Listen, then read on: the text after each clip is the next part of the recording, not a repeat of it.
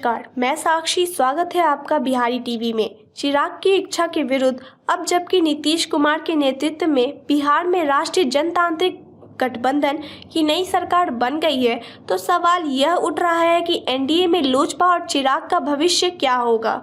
हालांकि चुनाव जीतने के बाद जब पहली बार सीएम नीतीश कुमार मीडिया से मुखातिब हुए थे, तो वे एक तरह से लोजपा के सवाल को टालते हुए नजर आए।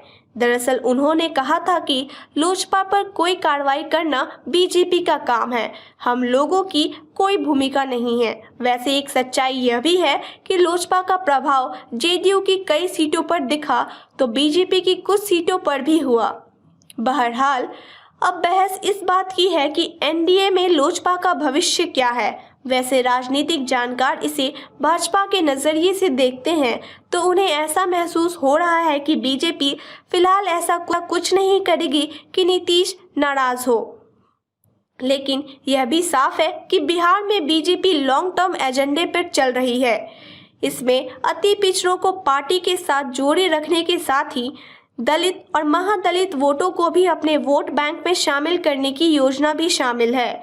जाहिर सी बात है कि इसके लिए नीतीश कुमार और चिराग पासवान दोनों ही जरूरी हैं। ऐसे में जानकारों का कहना है कि चिराग पासवान शुरू से ही खुद को पीएम मोदी का हनुमान बताते रहे हैं और पीएम मोदी ने भी बिहार में अपनी किसी भी चुनावी सभा में ना तो लोजपा और ना ही चिराग के बारे में कभी कुछ कहा।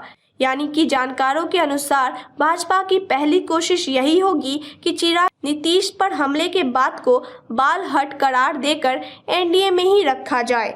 वहीं वोटों की गणित को आधार मानते हुए नीतीश भी नहीं चाहेंगे कि सीधी तौर पर चिराग को एनडीए से बाहर किया जाए, जिससे पासवान वोटरों को भी संदेश जाएगा कि उनके नेता ने गलती की, लेकिन बीजेपी और नीतीश ने उन्हें माफ कर दिया। यानी कि कुल मिलाकर चिराग फिलहाल एनडीए में सुरक्षित नजर आ रहे हैं।